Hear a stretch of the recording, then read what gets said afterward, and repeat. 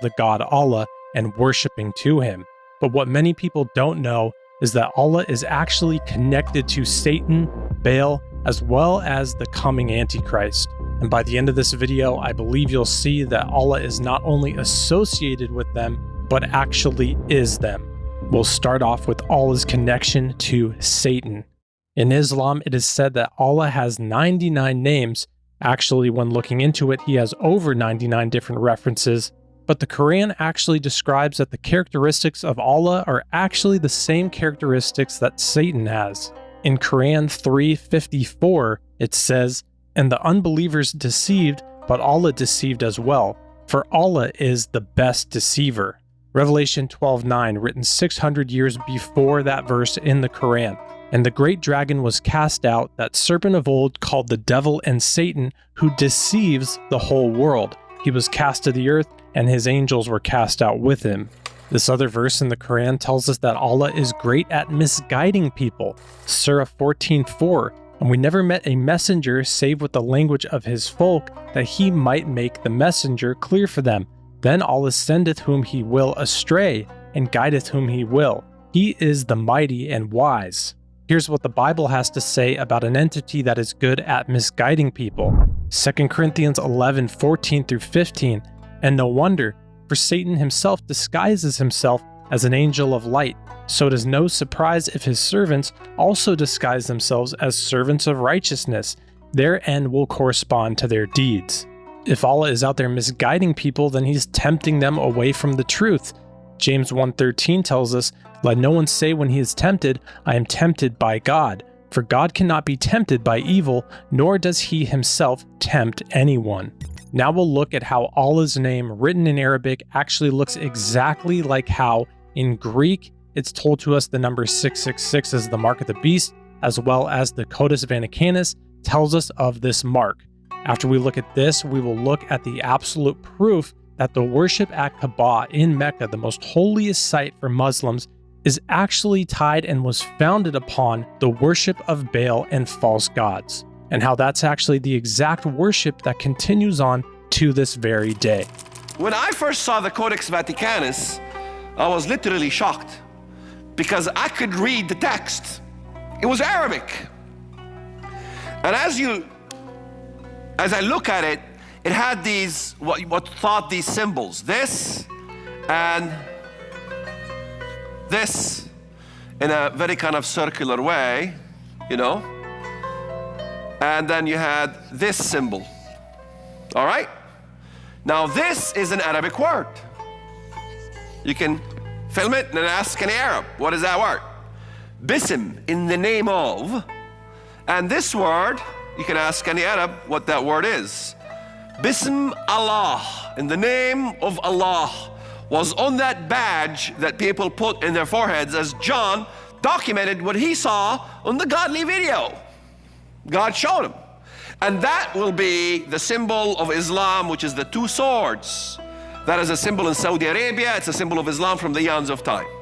When he references the godly video, he's talking about the vision that John had when he wrote the book of Revelation. Again, here you can see the Codex Vaticanus, how that is the exact similar looking name to the name of Allah, as well as when we look at the Greek number for 666, it's practically identical. And if that wasn't enough to connect Allah to the Antichrist, we can do it even more so. 1 John 2, verse 22. "Who is a liar but he that denieth that Jesus is the Christ? He is Antichrist that denieth the Father and the Son."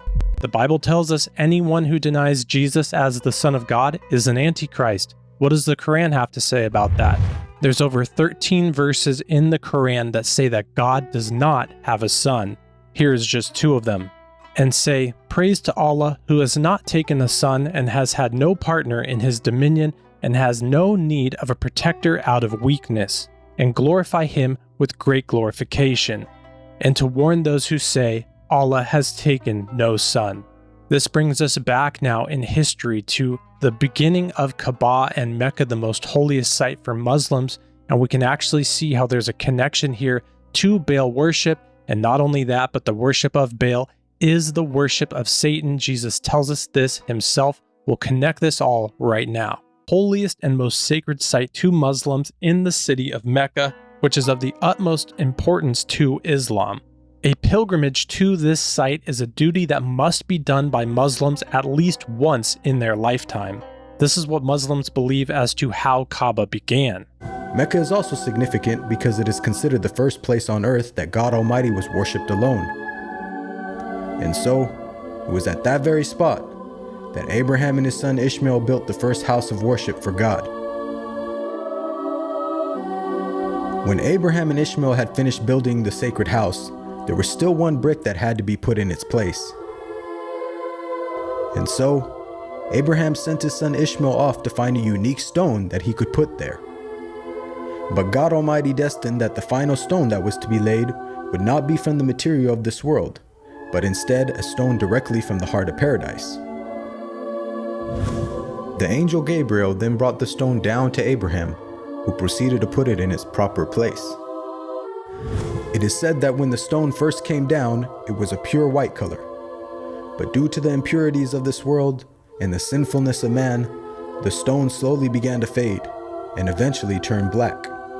This is the story that Islam teaches, but what they don't tell you is that this site was going on way before they started worshiping Allah, and what it was a house and a place of worship of false idols.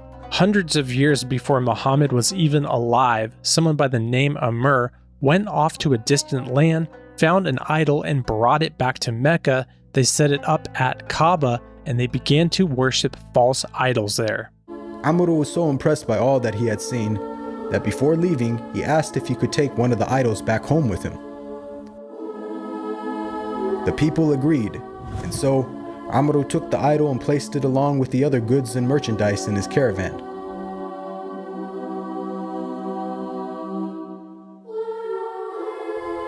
He then set out southwards, back towards the city of Mecca. When Amr arrived back home, he immediately took the idol and placed it right in front of the sacred house. He then proceeded to tell the people that this was now going to be the God that they worship. Sadly, this concept faced little, if no resistance. And as time passed, the people began to worship more and more different idols, until it is said by the end of the 6th century, there were over 360 different idols surrounding the sacred house in Mecca. One of the main, if not the main, false idol that was worshipped at Kaaba was Hubal. Hubal was worshipped in pre-Islamic Arabia.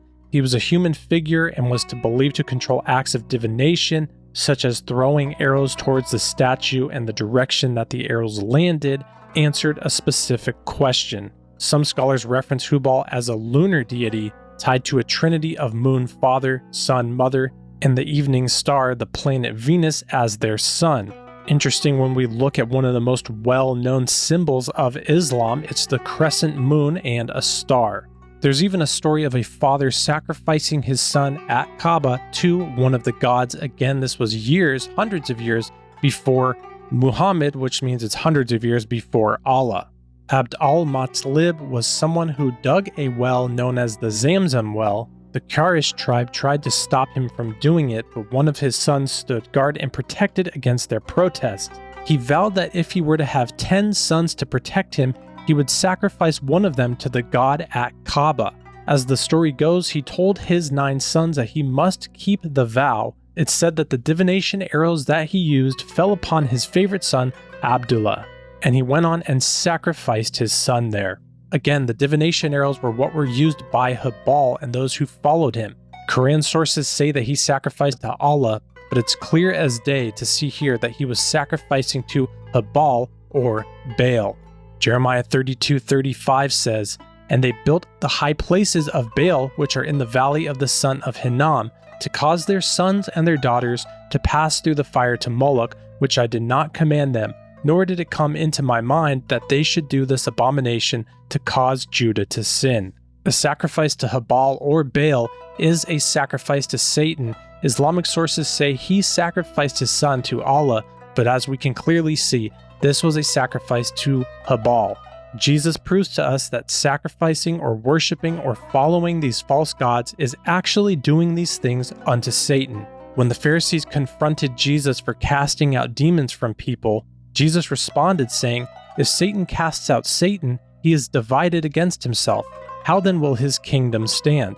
And if I cast out demons by Beelzebub, by whom do your sons cast them out?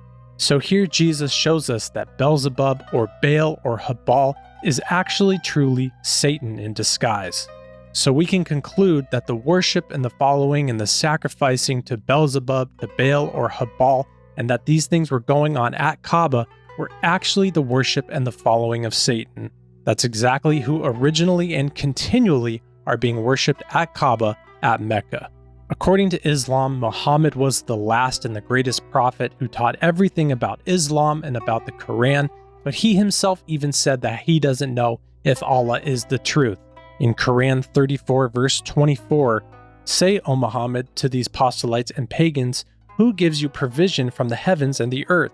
Say, Allah, and verily, either we or you are rightly guided or in a plain error." So Muhammad, who's supposedly the greatest teacher and prophet of Islam, says here when debating with others about the identity of God, says there's a chance that he himself may be in great error.